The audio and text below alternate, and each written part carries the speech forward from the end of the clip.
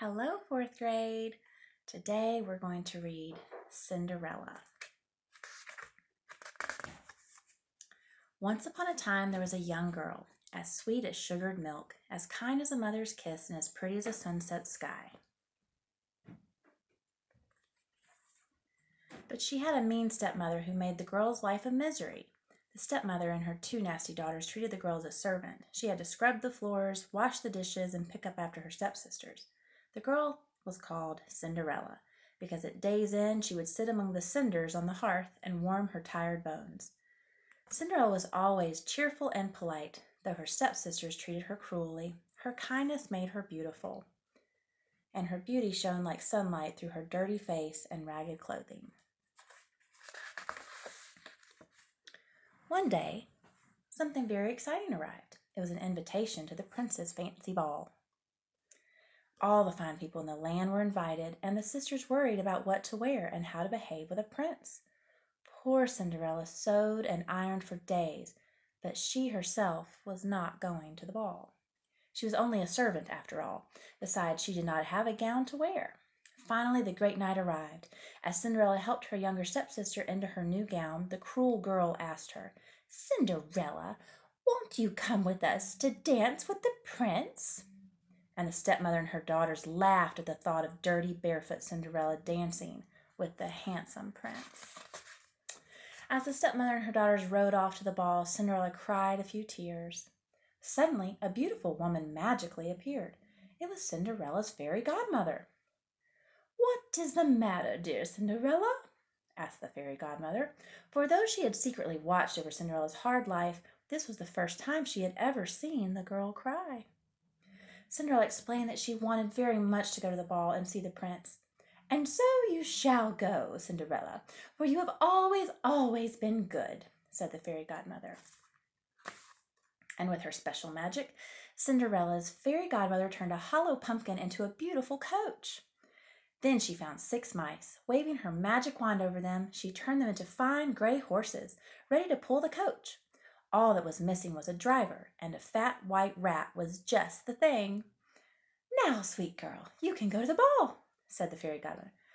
"But my clothes," whispered Cinderella. "I cannot go to a ball in dirty rags." With one touch of her sparkling wand, the fairy godmother turned Cinderella's old dress into a lovely gown trimmed in gold and silver. Best of all, she gave the girl a pair of tiny glass slippers that just fit.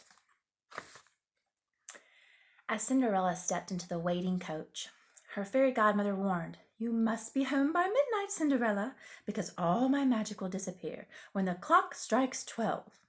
Cinderella promised she would not be late, and off she went to the ball, her heart pounding with excitement. The prince was quite taken with beautiful Cinderella. In fact, everyone at the ball loved her. As the prince and Cinderella danced, all the people smiled and watched, even her stepsisters, who did not recognize her. The prince asked Cinderella to dance every dance that night. Cinderella was so happy she forgot the time. As the clock began to strike 12, she ran from the palace. She was in such a hurry that she lost a glass slipper. The prince ran after Cinderella. He wanted to call out to her, but he realized that she had never told him her name. When he found the glass slipper on the palace steps, the prince vowed to find its owner. Cinderella had to run all the way home in her rags that night, for her coach was now a pumpkin again, and the mice and the rat had all run away. The very next day, the prince began to search all over the land, trying to find the woman who could wear the delicate glass slipper, but not one foot could fit in it. At last, he came to Cinderella's house.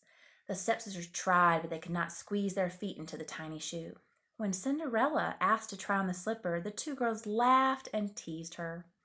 But the prince knelt and slipped the shoe easily onto her little foot. Then Cinderella pulled the other glass slipper from her apron pocket and put it on too. "It fits!" exclaimed the prince. "It fits!" shrieked the stepsisters.